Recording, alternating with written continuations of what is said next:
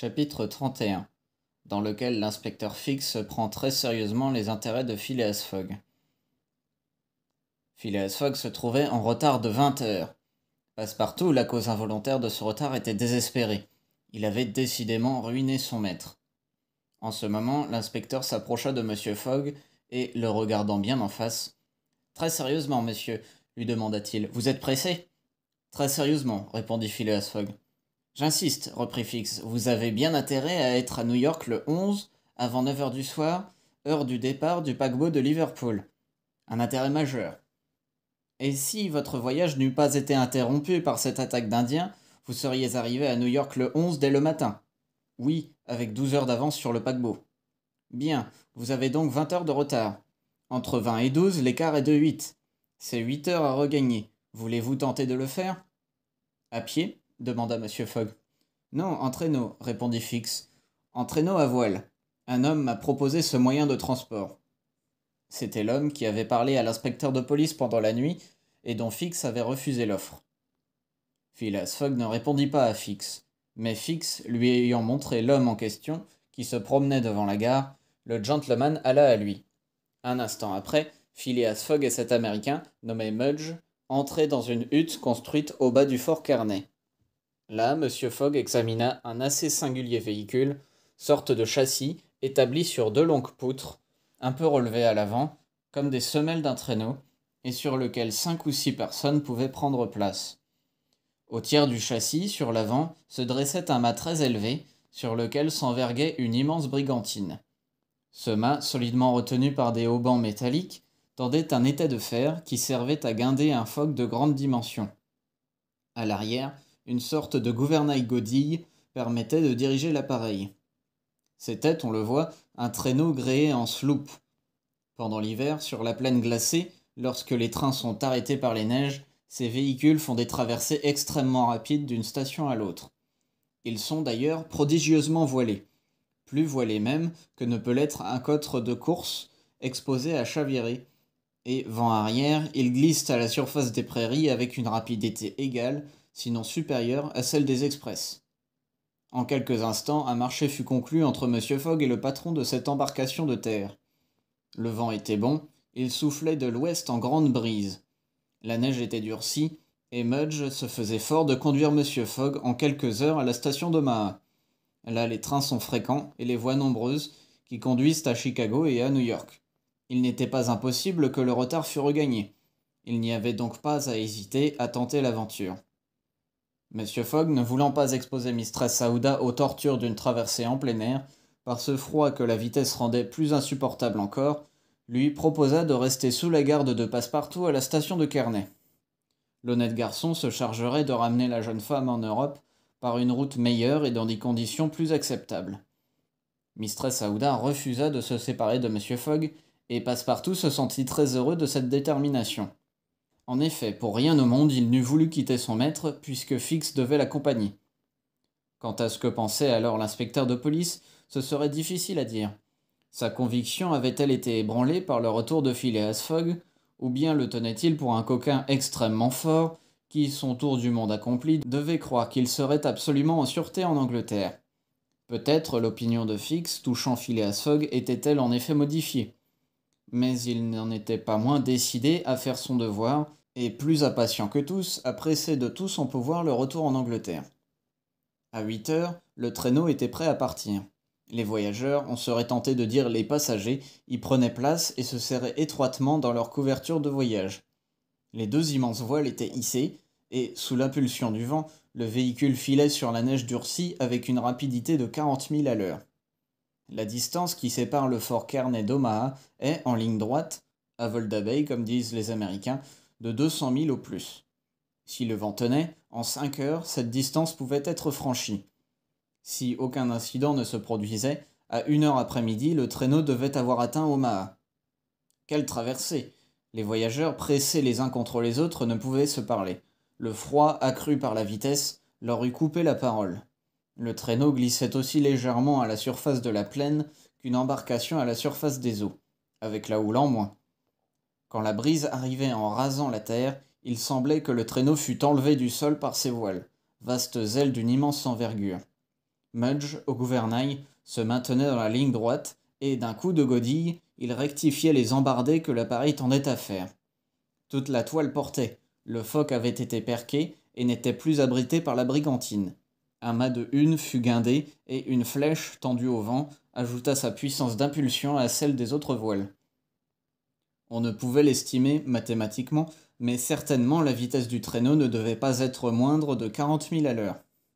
Si rien ne casse, dit Mudge, nous arriverons. Et Mudge avait intérêt à arriver dans le délai convenu, car M. Fogg, fidèle à son système, l'avait alléché par une forte prime.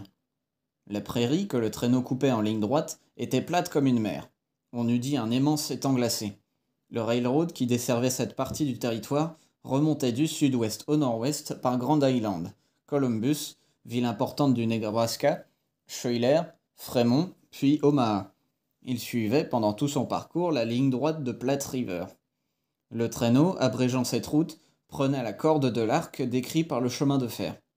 Mudge ne pouvait craindre d'être arrêté par la Platte River à ce petit coude qu'elle fait en avant de Fremont, puisque ses eaux étaient glacées.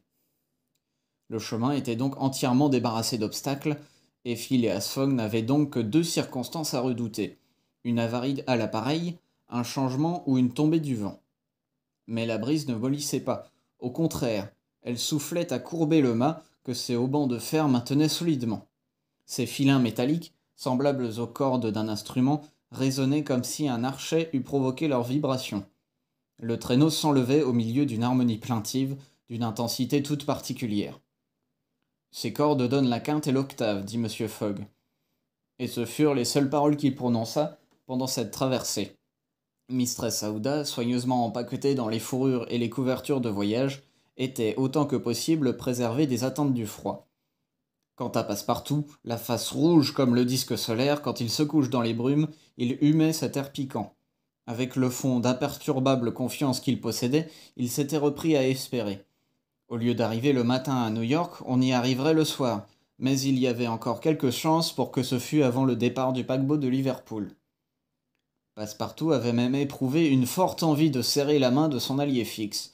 Il n'oubliait pas que c'était l'inspecteur lui-même qui avait procuré le traîneau à voile, et par conséquent le seul moyen qu'il y eût de gagner Omaha en temps utile.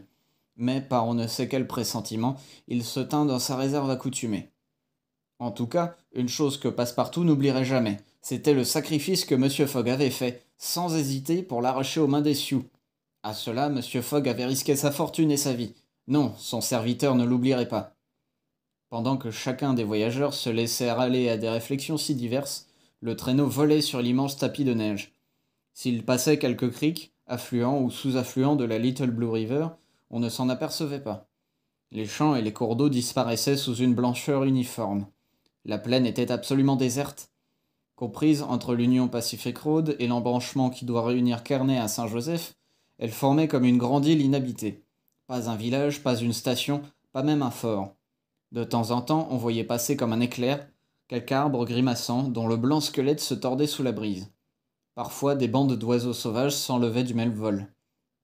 Parfois aussi, quelques loups de prairie, en troupes nombreuses, maigres, affamés, poussés par un besoin féroce, luttaient de vitesse avec le traîneau.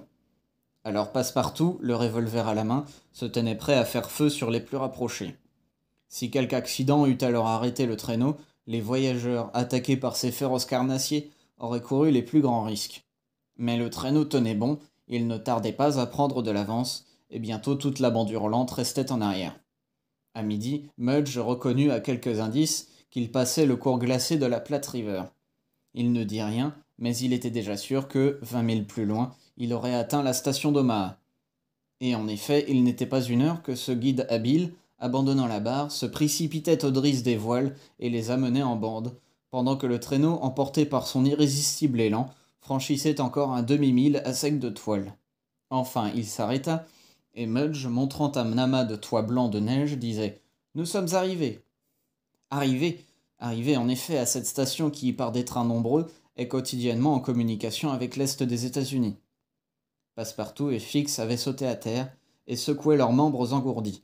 Ils aidèrent M. Fogg et la jeune femme à descendre du traîneau. Phileas Fogg régla généreusement avec Mudge, auquel Passepartout serra la main comme à un ami, et tous se précipitèrent vers la gare d'Omaha. C'est à cette importante cité du Nebraska que s'arrête le chemin de fer du Pacifique proprement dit, qui met le bassin du Mississippi en communication avec le grand océan. Pour aller d'Omaha à Chicago, le railroad, sous le nom de Chicago Rock Island Road, court directement dans l'est en desservant 50 stations. Un train direct était prêt à partir. Phileas Fogg et ses compagnons n'eurent que le temps de se précipiter dans un wagon. Ils n'avaient rien vu d'Omaha, mais Passepartout s'avoua à lui-même qu'il n'y avait pas lieu de le regretter et que ce n'était pas de voir qu'il s'agissait. Avec une extrême rapidité, ce train passait dans l'état d'Iowa par Council Bluffs, Des Moines, Iowa City. Pendant la nuit, il traversait le Mississippi à Davenport et par Rock Island, il entrait dans l'Illinois. Le lendemain, 10 à 4 heures du soir, il arrivait à Chicago, déjà relevé de ses ruines et plus fièrement assise que jamais sur les bords de son beau lac Michigan. 900 milles séparent Chicago de New York. Les trains ne manquaient pas à Chicago. Monsieur Fogg passa immédiatement de l'un dans l'autre. La fringante locomotive du Pittsburgh-Fort Wayne Chicago Railroad partit à toute vitesse, comme si elle eût compris que l'honorable gentleman n'avait pas de temps à perdre.